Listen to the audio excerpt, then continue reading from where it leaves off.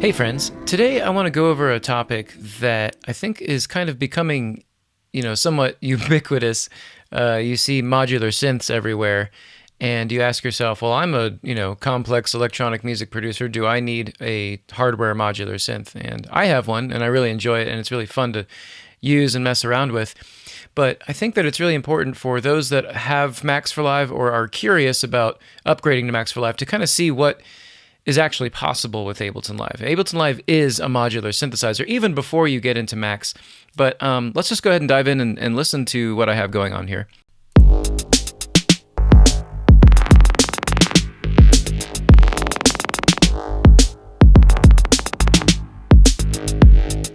So there's some levels of complexity going on here. In the drums, there's a beat repeat kind of doing some things, and then in the wavetable, there's I've got a rack of some effects, and then I've got, if you look at the matrix, there's a lot of modulation going on. In fact, let's just go ahead and watch the modulation going on in the matrix.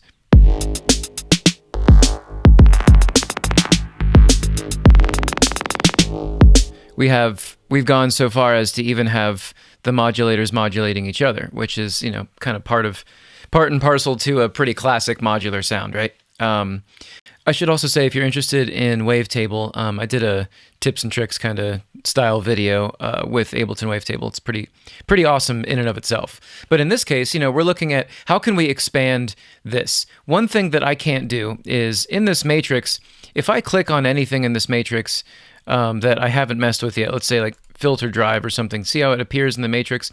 That's great. But if I click on the dry wet of my frequency shifter, it doesn't show up. That's because the nature of this modulation matrix inside of Wavetable is locked to the parameters inside of the device. Like, I can't edit this or this or this, with the modulators, the, amplitude modulator, envelope 1, envelope 2, and both these LFOs. I can't use those with external effects. And the spirit of modular, the idea of modular, is that anything can affect anything.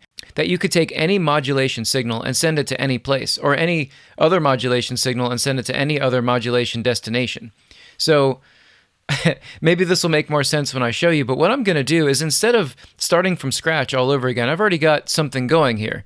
What I want to do is add, more and more complexity to what's going on by adding envelopes and LFOs to the aspects of the sound as well as the effects, okay? So let's just go ahead and explore what's possible. I can go up here and search envelope. So let's go to my Max folder, and here's envelope. So I'm going to drag it and drop it in here. Now, envelope is really, really awesome. Basically, every time it receives a MIDI note, it fires an envelope, right? So I can have these notes that I have inside of this clip, as you can see, just these notes. Every time a note fires, it will send a trigger signal to the envelope to make an envelope, right? So what I get whenever I play this is, watch the envelope.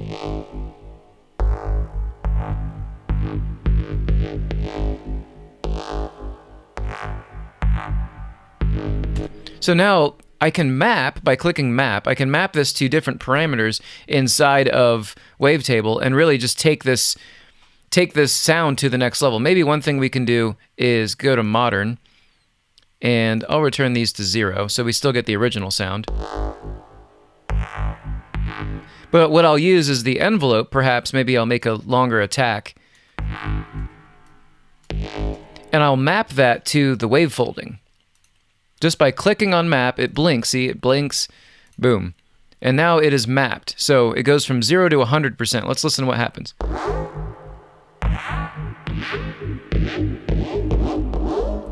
Now, you could say, well, why don't you just use an envelope inside of Wavetable to do that? Well, both of my envelopes, if you'll notice, have different curves, okay? These curves are different than this curve. In fact, I could make this one kind of decay downward, and I get this sound.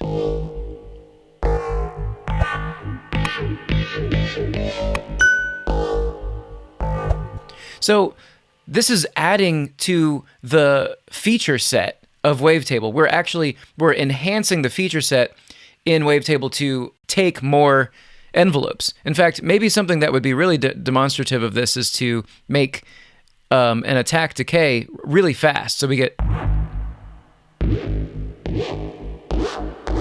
And now I can take this effect and kind of like dial it in just right.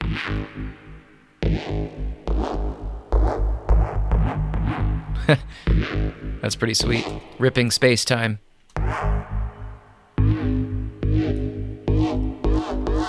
So now I've kind of lessened the effect to make it usable. Okay. So when I click on this guy, this shows and hides multi-map. So multi-map is really useful in that you can actually take the same envelope shape and apply it to 8 different destinations. So now let's choose something else. Maybe we'll go to the voices. Or no, let's go to the amount. We're going to go to the amount of the unison spread. This should be, this should be interesting. So click map, unison spread. And now it goes from 0 to 100, which is going to be crazy. So I kind of want to have it start a little bit higher and go down a little bit slower. So let's try something else. Maybe we'll go to the high pass filter frequency, but again, trying to make this as subtle as possible.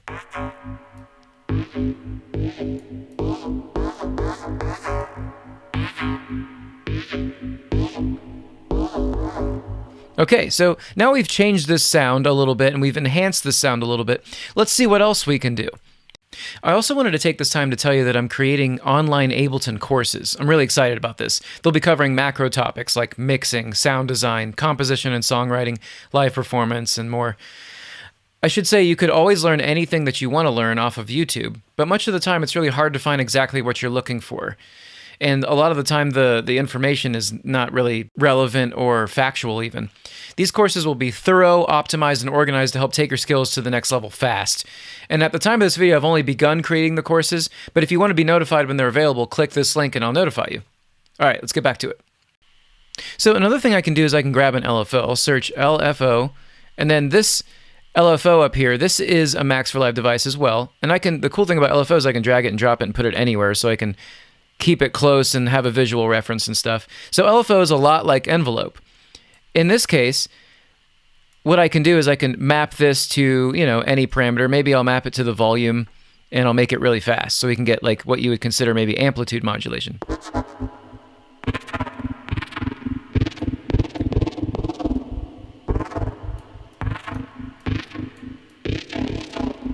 So in the modular spirit, this is great because the LFO can get really fast and you can do what's known as amplitude modulation. Like it spins up so fast that it starts to make its own note.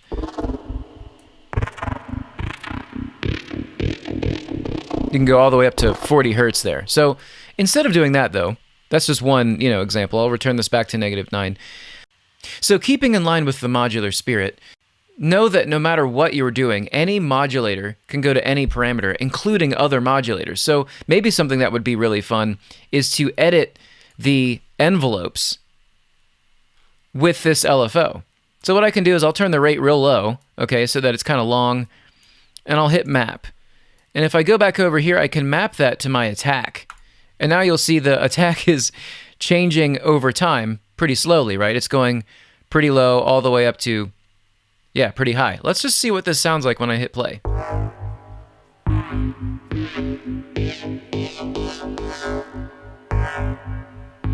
It's long and then short.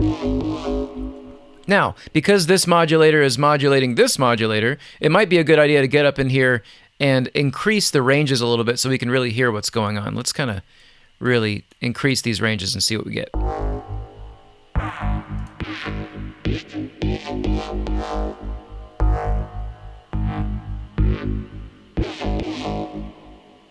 So as you can see, because of this LFO, we're getting a lot of different variations on the sound. And see, when you use a modular synth, you can really start to create what's known as a patch that kind of just takes off on its own. It creates its own sounds. And this can be really useful, and I'll show you in a little bit what I mean by that. So now that we've kind of used Envelope and LFO to change aspects of this wavetable, let's listen to this drum beat. So super basic drum beat. There's not really much going on here. But yet again, let's go ahead and expand this drum beat with some LFOs and envelopes. Let's go ahead and use this LFO here. And what I'm going to do is I have this beat repeat.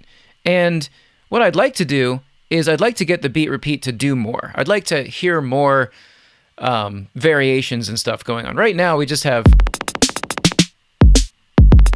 it'll, every once in a while on the downbeat, it'll change its beat repeat of that kick drum. Well, that's not enough for me. I'd like to maybe I'll change this rate a little bit and I'll hit map to the offset. And what this will do is it'll choose a different place to repeat. Okay, and obviously that's a bit fast, so I'm going to turn that down a little bit. I think I'll also change the chance so that it's higher. Let's just go ahead and listen to this with the chance all the way up.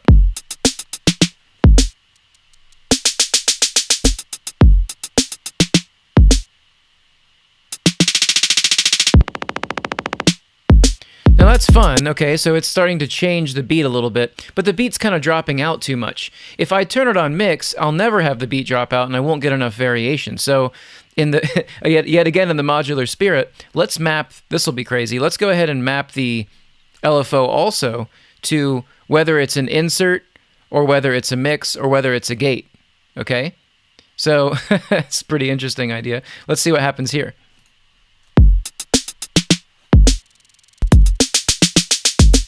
So it switched to mix. Now it's back to insert, so if it repeats, it's gone. So we've got a lot going on here. This is really moving the beat in some interesting and crazy ways, right? Okay, so now that that's done, we could also maybe do an opposite LFO to this filter frequency. So the filter is kind of filtering down the repeated effect. If I hit map, go to frequency, now it's going to shift this filter around. So maybe we'll go down to about halfway, and maybe not quite all the way to 100. So now we're kind of shifting the frequencies. So let's listen to this now.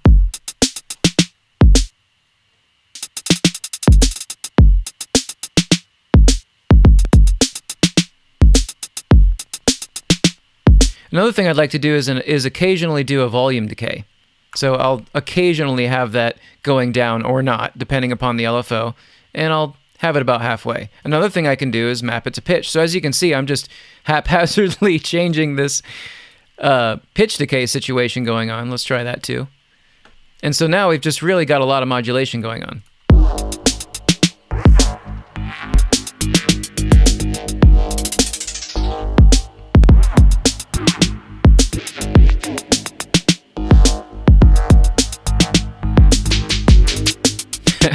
So much fun. All right, so let's take it even farther. Let's take it even farther. I'm going to grab yet another LFO at a different rate, and we're going to use this LFO to change some aspects of the drums. So within this simpler, anything can modulate anything. That's a really important thing to know. Let's look at the hi-hats. So something I can do with the hi-hats is I can change the decay. So I'm going to turn the release way down, the sustain all the way down, so I want to get a different decay rate for this hi-hat. Right? So what I want to do is hit map and go to decay.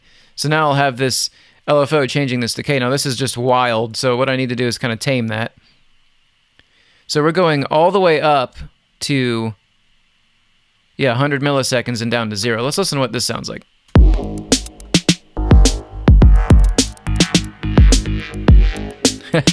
Gonna have to increase that just a little bit.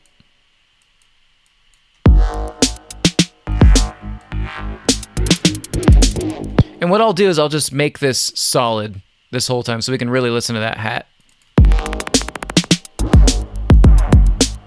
So if I solo this hat out, you hear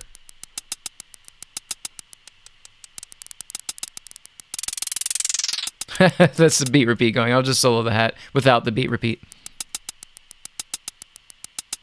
So you can hear it's dynamically changing its decay rate. This is a really common complex beat move here. Okay.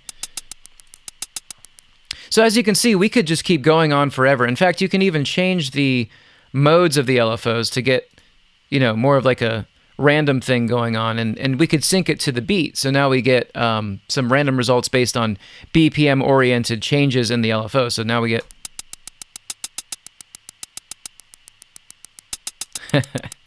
All right, so the final step here, as far as I'm concerned, is now doing some committing. So now that I've got all this randomness going, you're like, okay, so what's the use of all this? This is really, this is great and all, but how could I write a song with this? How could I use this material? Well, if you go to the arrangement view you could capture the outputs of these tracks as audio tracks, and the nuggets, or the really amazing parts that you end up recording out of these parts, you could use in your compositions and in your music, right? Because, you know, using a lot of these modulators can, you know, jack your CPU and take a lot of resources away from what you would otherwise use for mixing. So in this case, I am going to capture this by making an audio track below each one of these, and I'm going to choose from this wavetable track, I'm going to choose wavetable as the input, and then from this drum rack, I'm going to choose the drum rack as the input. So now I have 2 armed tracks, and I can just let them play.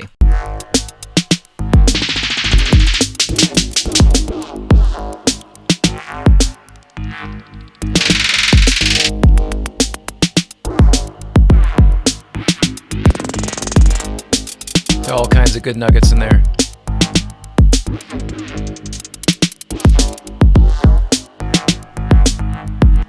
Okay, so now I've collected a bunch of audio, and I have all kinds of crazy sounds in here. Let's see what happened in wavetable.